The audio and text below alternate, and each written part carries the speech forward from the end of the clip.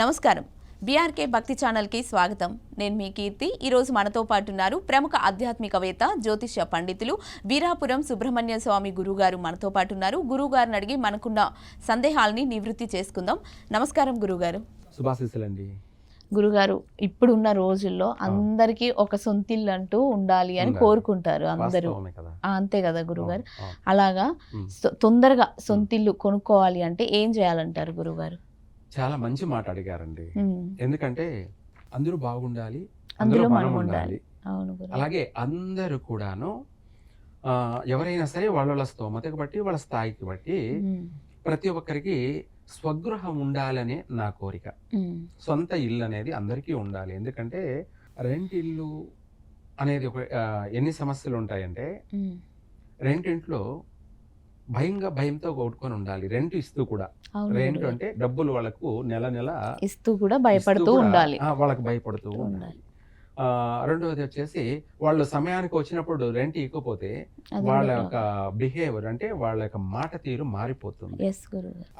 అదింటి వాడి యొక్క మాట తీరే మారిపోతుంది. అంతేకాకుండా ఏదో వాడు ఆ ఉన్న వాళ్ళని పోషిస్తున్నట్టుగా వాడి ఫీల్ అంతా కూడా ఉంటుంది. రెంట్కి ఉంటున్నటువంటి వాళ్ళని వాళ్ళ కుటుంబాన్ని అంతా కూడా వీడే పోషిస్తున్నానంత అనే ఒక భావంతో ఉంటాడు. రెండోది నెల నెల కరెక్ట్ గా కట్టాలి ఒకటి. మళ్ళీ అదొకటే కాకుండా మళ్ళీ దానికి వాటర్ బిల్ అంటూ, కరెంటు బిల్ అంటూ, తర్వాత వీటితో పాటు ఇంకా ఇవన్నీ కూడా కట్టాలి. మెయింటెనెన్స్ అని చెప్పేసి అనేక రకాలు ఉంటాయి, అవి కట్టాలి. సరే, ఇవన్నీ పక్కన పెట్టేస్తే వాళ్ళ ఒక సమస్య కాదు కదా, ఇంట్లో అనేక సమస్యలు. పిల్లల్ని చూసుకోవాలి, కుటుంబ పోషణ చూసుకోవాలి, అలాగే భార్యాభర్తలు వాళ్ళ యొక్క ప్రశాంతమైన జీవితాన్ని కొనసాగించాలి అంటే ఇవన్నీ వాళ్ళకు డిస్టర్బ్ అవుతుంటాయి. డిస్టర్బ్ అంటే భార్యాభర్తల మధ్య మనస్పర్ధలు వస్తూ ఉంటాయి. ఈ రెంట్ అద్దె వల్ల కావచ్చు, లేదంటే కుటుంబ పోషణలో కావచ్చు, లేదంటే పిల్లల వల్ల కావచ్చు, అనేకమైనటువంటి సమస్యలు. ఇవన్నీ ఏంటి అంటే ఒక మనిషికి బాధ, టెన్షన్. అందుకనేసి ఆ రెంట్ కట్టే బదులు, మీరు అన్నట్టుగా రెంట్ కట్టేదానికి బదులుగా మనము ఒక ఇల్లు కొనుక్కున్నాం అనుకోండి, అది లోన్ మన దగ్గర ఉన్న కాడికి పెట్టేసి మన దగ్గర ఉన్న డబ్బుతో పాటు మనం లోన్కి వెళ్ళి ఆ లోన్ ప్రాసెస్ చేసుకొని ఆ లోన్ తీసుకొని ఇల్లు కొన్నాం అనుకోండి, మన దగ్గర ఉన్న డబ్బు పెట్టాం, అలాగే అంత ఇంతో ఎంత అవసరమైతే అంత లోన్ తీసుకున్నాం. అంటే ఆ ఇంటిని బట్టి ఉంటుంది, వాళ్ళు తీసుకున్న ఇంటిని బట్టి ఉంటుంది.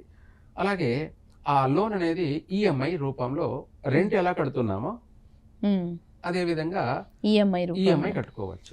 కాకపోతే కొంచెం కొంచెం మనం రెంట్ కంటే కొంచెం ఎక్కువ పడచ్చు, అయినా పర్వాలేదు. ఎందుకు అంటే ఎక్కువైనా కట్టుకోవాలి కూడా, కష్టపడాలి. అలాగే మనం అలా కడితే ఏమవుతుందంటే మనకు ఒక మనశ్శాంతి అంటూ ఉంటుంది. ఏమని?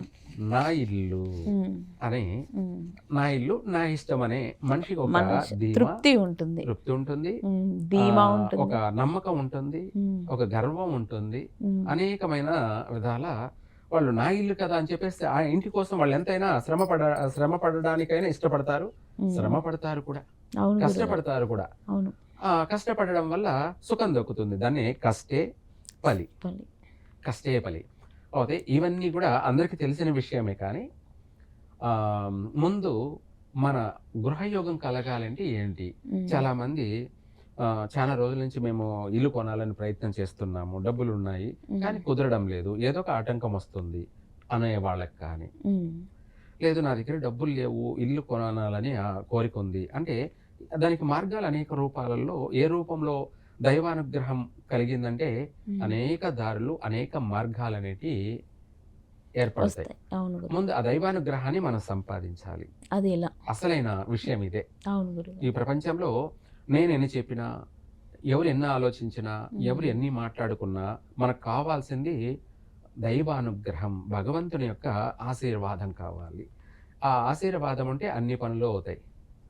అమ్మ దయ్యం ఉంటే అన్నీ ఉన్నట్టుగా ఆ దేవుని అనుగ్రహం ఉంటే గృహం ఒకటే కాదు, అనేకమైనటువంటి అన్ని పనులుగా అవుతాయి. దానికోసం మనం ఏం చేయాలంటే మంగళవారం మన ఇంట్లోనే, మన ఇంట్లో అంటే మనం అదింట్లో ఉన్నామే అనుకుందాం, లేదంటే గుడికి వెళ్ళామనుకుందాం.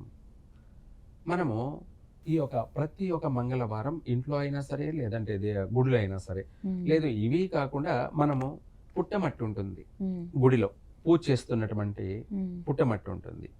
మనము ఆ పుట్టమట్టిని మంగళవారం రోజు ఉదయం వచ్చేసి 6 గంటల నుంచి 7 గంటల సమయంలోనే, 6 నుంచి 7 ఆ సమయంలో ఆ పుట్టమట్టిని మనం ముందు ఆ పుట్టకు చుట్టూ ప్రదక్షిణ చేసి, అక్కడ ఆ పుట్ట దగ్గర నైవేద్యం ఏదన్నా పెట్టి, ఆ రాగి ఆకిలో కానీ తమలపాకులో కానీ నైవేద్యం పెట్టేసి ఆమెన ప్రదక్షిణ చేసుకొని 9 ప్రదక్షిణలు చేసి, నవనాగులు అన్నమాట, 9 ప్రదక్షిణలు చేసుకొని ఆ తర్వాత కొబ్బరికాయ కొట్టేసి హారతి ఇచ్చేసి, ఆ పుట్టమన్నుని మనము ఒక ఎరుపు వస్త్రం లేక కానీ, లేదంటే మన చీర పైటి లేకైనా సరే, ఆ పుట్టమన్నును తీసుకొని కళ్ళకద్దుకొని ఆ పుట్టమన్ను తీసుకొని మన ఇంటికి తీసుకొని వచ్చి, మన ఇంట్లో పూజా మందిరంలో ఒక రాగి ప్లేట్లో కానీ, లేదా ఇత్తడి ప్లేట్ కావచ్చు, ఏదైనా సరే ఒక ప్లేట్లో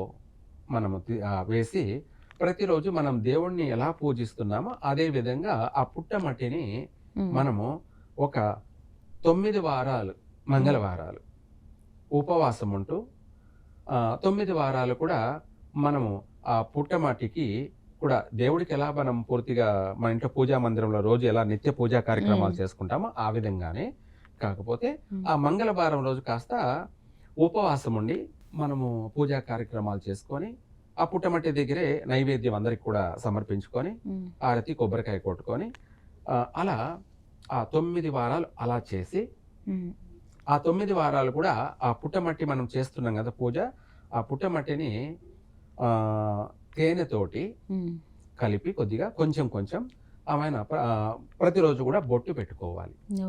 ప్రతిరోజు కూడా, అంటే ఒకరోజేం కాదు, మంగళవారం అనే కాదు, ప్రతిరోజు బొట్టు పెట్టుకొని అలా 9 వారాలు పూర్తి చేసి, ఆ పుట్టమట్టిని మళ్ళీ మనము 9 వారాలు పూర్తి అయిపోయిన తర్వాత ఆ పుట్టమట్టిని తీసుకుపోయి మళ్ళీ పుట్టలోనే వదిలేయాలి.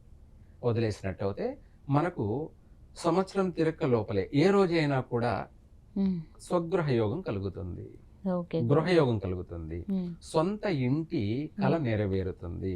ఇది 9 వారాలు పూర్తి చేసి చూడండి.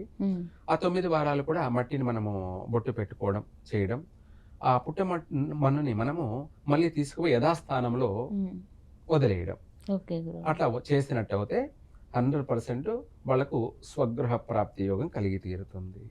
ఓకే గురుగారు, సొంతింటి కళ నెరవేర్చుకోవడం ఎలా అనే విషయాన్ని చాలా చక్కగా వివరించారు. ధన్యవాదాలు గురుగారు. సర్వే జన సుఖినో భవంతు.